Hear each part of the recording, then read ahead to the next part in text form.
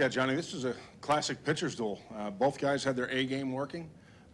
It's a one-pitch swing of the bat from Trumbo is the difference in it. A fastball that leaked back probably to the inner part of the plate.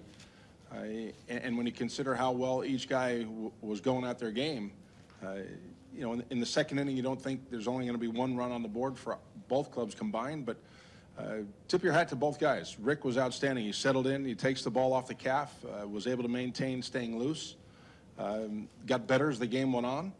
But Gausman was very good. He stayed out of the middle plate, mid-90s. He sat 96, 97 for 8 innings, and that's an impressive outing.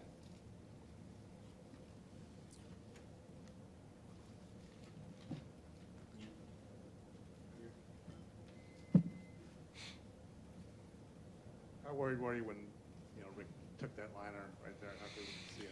I think anytime you see a pitcher take a well-struck ball flush, it gives you a pause for a moment, particularly how, his reaction right afterwards. There was a little bit of a limp, but once he was able to throw a couple of, additional warm-ups, it felt like it wasn't an issue, and, it didn't seem to affect him at all as he went through the night here. So he was able to keep it loose, and like I said, he still had very good stuff. He pitched a very good game against a good lineup.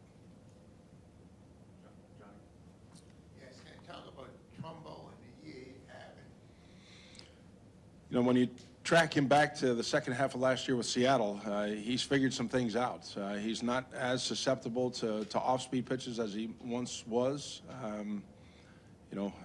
He's got as much power as anybody in the game. And if you don't make your pitches, you see what he can do with it. But, he's been such a force for them, and particularly in this division when you got hitters' ballparks that he can line up in.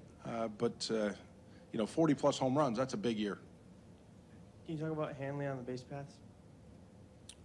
Yeah, he's legging out an infield hit. Hanley's done a great job in all phases of the game this year for us. And knowing that we're in a tight ball game as it was, he legs out an infield hit to try to give us a little bit of an opportunity, a bloop single that he gets a very good read on to go first and third. And that was the only at-bat, I think, all night where we've got on both sides an at-bat with a runner in scoring position. So I think that just speaks to the two guys on the mound that controlled this one. Can you briefly look ahead to the Yankee-Phillies Thursday? I'm sorry, repeat that, Johnny? Can you briefly look ahead to the Yankee-Phillies Thursday? By 7:10 tomorrow night, we'll be ready to go. We just walked off the field after a well-played series here, so we'll be ready to go tomorrow. With so many teams clustered, what's it like watching the standings fluctuate day to day at this point with everybody jockeying? Evan, I guess the best way to describe it is we don't anticipate anything different here on all the way out. This is going to be a hard-fought division right to the final game of the season. And we fully embrace it. We fully expect it. And we're looking forward to the challenges ahead. Is there any cumulative effect when you fall short in closer one-run games consecutively mentally? No, not at all. Not at this time of the year. I think, if anything, it hardens us a little bit more, knowing that pitches late in the ball game, tight games, they have greater significance. These are great opportunities for us to continue to harden as we go through this remaining schedule.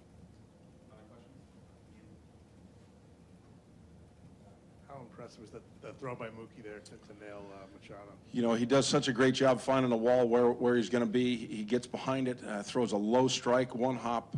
He works at that part of the game, and I think that's his 13th assist on the season. How far he's come as an outfielder in 2 years' time is pretty remarkable. A guy that converts 2 years ago, and to see the breaks and reads he gets. There was another sinking line drive that he tracks down in the corner in right field. He's doing one heck of a job all the way around.